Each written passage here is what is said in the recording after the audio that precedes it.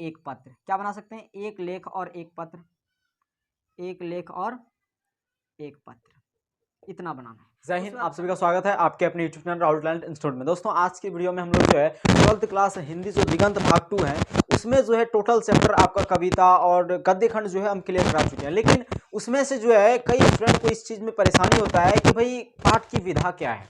यानी कि सबसे पहले आज हम लोग जो है गद्य खंड के बारे में पढ़ेंगे, पाठ की विधा क्या है उस चीज के बारे में आज हम लोग जानने का कोशिश करेंगे कि कौन सा चैप्टर जो है वो निबंध है, कौन सा चैप्टर जो है वो कहानी है या एकांकी है या भाषण है, संभाषण है या ऐतिहासिक भाषण है। इस चीज के बारे में जो है इस वीडियो में हम लोग बात करने वाले हैं दोस्तों। तो चलिए बिना देरी के इस वीडियो को स्टार्ट करते हैं। दोस्तों आज के इस वीडियो में हम लोग जो है इसी चीज के बारे में पढ़ेंगे, यानी कि कौन सा चैप्टर, जैसे बातचीत से लेकर आपका शिक्षा तक जो है इसके जो पाठ की विधा है उस चीज को याद करने में कई स्टूडेंट को परेशानियां होती है। लेकिन अगर आपको पहले से ही याद है तो ये चीज जो है आपका द बेस्ट होने वाला है।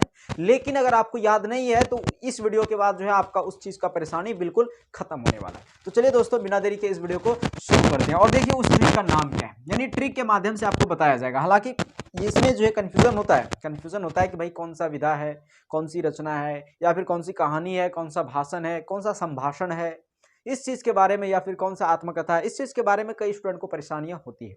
तो चलिए उस चीज को हम लोग देखते हैं जरा सा। उस चीज का सबसे पहले जो है आप एक ट्रिक जो है ध्यान से रखिएगा, एक ट्रिक आप लिखिएगा। ट्रिक ये है कि उसने कहा था, ट्रिक क्या है कि उसने रोज तिरछी नजरों से कहा था। एक लाइन हम बोल रहे हैं, उसने रोज तिरछी नजरों से, उसने रोज तिरछी नजरों से कहा था, नजरों से कहा था, उसने रोज तिरछी नजरों से कहा था। बस एक लाइन आपको बस याद रखना है, इसमें जो बहुत सारा चैप्टर आपका सिमट जाएगा। उसने रोज तिरछी नजरों से कहा था, एक चैप्टर बस आप एक लाइन बस याद रख सकते हैं। इतना तो आप कर ही सकते हैं क्योंकि स्टूडेंट है तो आपको इतना सा तो दिमाग में उतारना ही पड़ेगा और बहुत सिंपल है इस चीज को उतारना। उसने रोज तिरछी नजरों से कहा था, उसने रोज तिरछी नजरों से कहा था। तो भैया देख लेते हैं, उसने रोज तिरछी नजरों से कहा था। तो उसने से जो है आप कौन सा चैप्टर बना सकते हैं? उसने कहा था। उसने से आप कौन सा चैप्टर बना सकते हैं? उसने कहा था। क्या बना सकते हैं? उसने कहा था। उसने से आप बना दिए उसने कहा था। और रोज से आप क्या बना सकते हैं? तो रोज से बना सकते हैं रोज ही है, ठीक है नहीं, रोज चैप्टर एक। तिरछी से आप बना सकते हैं तिरिच। क्या बना सकते हैं? तिरिच। तिरछी से आप तिरिच चैप्टर को ले सकते हैं। तिरछी से किसको ले सकते हैं आप? तिरिच चैप्टर को ले सकते हैं। और उसके बाद जो है कहा फुर क्या हो गया? कहा फुर हो जाएगा आपका कहानी। कहा फुर हो गया कहानी, यानी ये सब के सब क्या है? तो कहानी है। ये सब के सब क्या है? तो कहानी है ये सब के सब। यानी कि उसने कहा था रोज और तिरिच, इस पाठ की विधा क्या है? तो कहानी है। यानी तिरिच खत्म हो गया आपका, रोज खत्म हो गया, उसने कहा था ये खत्म हो गया। यानी कि इतना चीज आपका क्लियर हो गया। 3 तो चैप्टर जो है वो क्या है आपके बुक में, जो गद्य खंड है उसमें मात्र 3 ही चैप्टर हैं जो कि कहानी है। उसके पाठ की विधा क्या है? कहानी है। कैसी रचना है? कहानी है। 3 ही चैप्टर का नाम है। सबसे पहला आप ट्रिक याद रखें कि उसने रोज तिरछी नजरों से कहा था। उसने रोज तिरछी नजरों से कहा था। उसने से उसने कहा था, रोज से रोज कहानी, तिरछी से तिरिच, कहा था, कहा से हो गया कहानी, कहा से कहानी। इतना तो बना सकते हैं। दूसरा लाइन अब जो है एक तो और जोड़ना है आपको। ये तो कहानी का हो गया, ये किसका हो गया? कहानी का। अब देखिए उसने रोज तिरछी नजरों से कहा था, ये हो गया। अब इसमें एक चीज और जोड़ दीजिए, उसने रोज तिरछी नजरों से कहा था कि, उसने रोज तिरछी नजरों से कहा था कि, उसने रोज तिरछी नजरों से कहा था कि नारी की बात सदा गीत और लेख से बंधा हुआ है। कि नारी की बात, कि नारी की बात, नारी की बात सदा गीत और लेख से बंधा हुआ है। सदा गीत और लेख से बंधा हुआ है। लेख से बंधा हुआ है। नारी की बात सदा गीत और लेख से बंधा हुआ है। क्या कहा था उसने? उसने रोज तिरछी नजरों से कहा था कि नारी की बात सदा गीत और लेख से बंधा हुआ है। बस इतना सा आप अगर याद कर लेते हैं तो बस एकदम 13 चैप्टर को जो है दिमाग में ठूस लीजिए, समझ लीजिए 13 चैप्टर चला गया, समझ लीजिए उसकी विधा क्या है, रचना क्या है, इस चीज के बारे में अब आप बिल्कुल कंफ्यूजन नहीं होंगे, ये उम्मीद है। और अभी देखिए इससे क्या क्या बनाते हैं। नारी की बात सदा गीत और लेख से बंधा हुआ है, आप इस चीज से जोड़ सकते हैं। इतना तो आप याद रख ही सकते हैं कि उसने रोज तिरछी नजरों से कहा था कि नारी की बात सदा गीत और लेख से बंधा हुआ है। सदा मतलब होता है हमेशा, सदा मतलब हमेशा। अब देखिए नारी से आप क्या बना सकते हैं? नारी से आप बना सकते हैं अर्धनारीश्वर चैप्टर। क्या बना सकते हैं? अर्धनारीश्वर, नारी से क्या बना सकते हैं, अर्धनारीश्वर चैप्टर बना सकते हैं। उसके बाद बात से आप जो है बातचीत बना सकते हैं, क्या बना सकते हैं, बातचीत चैप्टर को ले सकते हैं। सदा से आप जो है एक और चैप्टर है आपका नाम सदा, सदा से क्या हो गया, ओ सदा नीरा, क्या हो गया, सदा से सदा नीरा, सदा से सदा नीरा यानी कि ओ सदा नीरा पूर्ण चैप्टर का नाम बोले तो। गीत से आप बना सकते हैं प्रगीत और समाज, क्या बना सकते हैं, प्रगीत और समाज।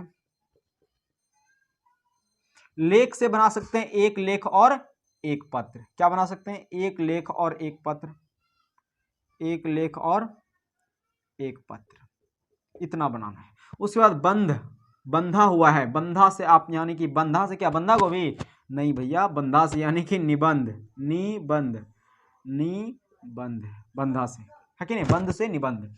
यानी ये चीज आपका क्लियर हुआ कि भाई दो चीज, यानी दो चीज अभी हम लोग क्लियर किए, एक कहानी को एक निबंध को, यानी कितना कितना चैप्टर कहानी है और कितना चैप्टर निबंध है, इस चीज को हमने क्लियर कर लिया। यानी कि कहानी टोटल कितना चैप्टर है, तो 3 चैप्टर कहानी है, कितना चैप्टर, 3 चैप्टर कहानी है। और निबंध अगर देखें तो अर्धनारीश्वर भैया निबंध है आपका, बातचीत भी आपका निबंध है। उसके बाद जो है आपका हो गया एक लेख और एक पत्र, ये भी निबंध है। ओ सदा नीरा भी निबंध हो गया, प्रगीत और समाज भी निबंध हो गया। उसके बाद आपका जो है यानी इतना चैप्टर जो है आपका क्या हो गया, निबंध हो गया। यानी टोटल कितना चैप्टर कवर हो गया आपका, 1 2 3 4 5 6 7 8, 8 चैप्टर आपका कवर हो गया। बचा कितना, देखिए 1 2 3 4 5 6 7 8, यानी 8 चैप्टर कवर हो गया। बचा कितना, 8 5 13, 5 चैप्टर और बच रहा है आपका। यानी ये 8 चैप्टर आपका कवर हो गया। इसको एक बार रिकॉल कर लेते हैं। ट्रिक क्या है भाई, ट्रिक क्या है, तो ट्रिक है कि उसने रोज तिरछी नजरों से कहा था कि नारी की बात सदा गीत और लेख से बंधा हुआ है। तो उसने रोज तिरछी नजरों से कहा था, उसने से उसने कहा था, उसने से उसने कहा था, रोज से रोज कहानी हो गया। उसने रोज तिरछी, तिरछी से तिरछ कहा था, उसने रोज तिरछी नजरों से कहा था, तो कहा से क्या हो गया, कहानी। कि नारी की बात, नारी की बात, नारी से अर्धनारीश्वर, बात से बातचीत, सदा से ओ सदा नीरा, गीत से प्रगीत और समाज, और लेख से नारी की बात सदा गीत और लेख से बंधा हुआ है। लेख से एक लेख और एक पत्र, बंधा हुआ है तो बंधा से क्या हो गया आपका, निबंध। यानी निबंध और कहानी आपका क्लियर हो गया। 8 चैप्टर क्लियर हो गया, बचा 5 चैप्टर आपका। अब देखिए वो 5 चैप्टर कैसे याद कर सकते हैं, उसके लिए आपको कोई ट्रिक नहीं दिया जाएगा, आप स्वतः याद कर लेंगे उसको, उसके लिए कोई ट्रिक की जरूरत नहीं है। बस इतना ही आपका ट्रिक याद रखना है। 2 ही पंक्ति अगर आप याद रखते हैं तो ये चीज जो है आपको एकदम मस्त हो गया, समझ लीजिए। अब जो है जो बचा चैप्टर है वो देखिए आपको कैसे ऐसे याद होता है। देखिए आपने इस चीज को पढ़ा ही होगा कि संपूर्ण क्रांति पाठ आपने पढ़ा ही होगा, इस चीज को आपने पढ़ा ही होगा। नहीं तो आप जो है इस चीज को पढ़ लीजिए, उसके बाद आपको समझ में आ जाएगा। और नहीं पढ़े हैं तो देखिए अभी भी याद करा देंगे। संपूर्ण क्रांति अगर आप चैप्टर पढ़े होंगे तो उसमें जो है जयप्रकाश नारायण जी के बारे में बताया गया, यानी कि जयप्रकाश नारायण खुद इसके रचयिता है। और ये चीज जो है रचयिता कोई कहानी वगैरह ये नहीं है, यानी ये इसमें जो है संपूर्ण क्रांति पाठ में किस चीज को बारे में पढ़ने मिलता है कि संपूर्ण क्रांति में जो है पटना के गांधी मैदान में जो है जयप्रकाश नारायण जी, जिसे लोक नायक के नाम से प्रसिद्ध है तो वो जो है क्या करते हैं, पटना के गांधी मैदान में जो है बैठे हुए हैं और वो जो है क्या करते हैं, भाषण दे रहे हैं। क्या दे रहे हैं, भाषण दे रहे हैं। और उस भाषण को सुनने के लिए देश विदेश से लोग आ रहे हैं। क्या आ रहे हैं, देश विदेश से लोग आए हैं उस भाषण को सुनने के लिए। और जब बताइए, जब पूरा देश विदेश से सुनने के लिए आता है, जैसे विवेकानंद का आपने सुना होगा कि विवेकानंद के भाषण को अमेरिका में 5 मिनट के लिए समय दिया गया तो जो है पूरा इतिहास रच गया। उसी तरह से ये भी एक इतिहास बन गया इस भाषण का, यानी जयप्रकाश नारायण द्वारा दिया गया जो भाषण था वो इतिहास में संग्रहित हो गया। जिस वजह से वैसा भाषण जो कि इतिहास में संग्रहित हो जाए या फिर इतिहास बन जाए उसका, उसको बोलते हैं ऐतिहासिक भाषण। क्या बोला जाता है, ऐतिहासिक भाषण। तो संपूर्ण क्रांति का भी जो है इतिहास में समर्पण मिलता है। तो संपूर्ण क्रांति क्या हो गया, एक संपूर्ण क्रांति क्या हो गया आपका, ऐतिहासिक भाषण। क्या हो गया संपूर्ण क्रांति, तो संपूर्ण क्रांति हो गया आपका क्या, संपूर्ण क्रांति हो गया आपका ऐतिहासिक भाषण, ऐतिहासिक भाषण, ऐतिहासिक भाषण। उसके बाद ये संपूर्ण क्रांति आपका हो गया, संपूर्ण क्रांति क्या हो गया, ऐतिहासिक भाषण। उसके बाद है सिपाही की माँ। देखिए सिपाही की माँ, सिपाही की माँ कितनी है, अरे भाई माँ सबकी कितनी होती है, एक ही होती है। माँ कितनी होती है, सबकी एक ही होती है। तो सिपाही की माँ भी कितनी होगी, एक ही होगी, सिपाही की माँ। तो सिपाही की माँ कितनी थी, एक। सिपाही की माँ थी एक, माँ कितनी होती है, एक। तो एक से आप बना सकते हैं एकांकी, एक से क्या बना सकते हैं, एकांकी। एक से क्या बना सकते हैं आप, एकांकी। उसके बाद है जूठन। क्या है, जूठन। देखिए जूठन, अगर आप जूठन चैप्टर पढ़े होंगे ना, जूठन चैप्टर अगर आप पढ़े होंगे तो इसमें ओम प्रकाश वाल्मीकि जी ने जो है अपनी ही व्यथाओं को लिखा है। यानी उनके साथ जो जो भेदभाव हुआ करता था, उनके साथ जितने भी भेदभाव हुआ करते थे, स्कूल से लेकर पूरा घर तक के जितना भी उसके कठिनाइयाँ थी जीवन में, जितना भी उनका संघर्ष था जीवन में, उन सब चीज़ के बारे में उसने जो है दर्शाया। उसका नाम रखा है जूठन। जूठन उसको खाने को मिलता था, उसको पूरा मरखप पसीने की कीमत मात्र एक जूठन। तो ये चीज़ जो है आपको किस चीज़ के बारे में मिलता है, तो उसने जो है अपने बारे में इस पाठ में दर्शाया है। तो जो भी आप इतना तो जानते ही होंगे, उम्मीद कर सकता हूँ कि जो भी व्यक्ति अपने ही बारे में कोई चीज़ लिखता हो या फिर वैसी रचना जो अपने ही बारे में, लेखक अपने ही बारे में लिख रहा है, उसको क्या बोलते हैं, आत्मकथा। तो जूठन क्या है, आत्मकथा। इस बात से भी आप अंदाजा लगा सकते हैं कि जूठन क्या हो गया, आत्मकथा। क्या है जूठन, आत्मकथा। एक तो अब और बचा है ये हंसते हुए मेरा अकेलापन।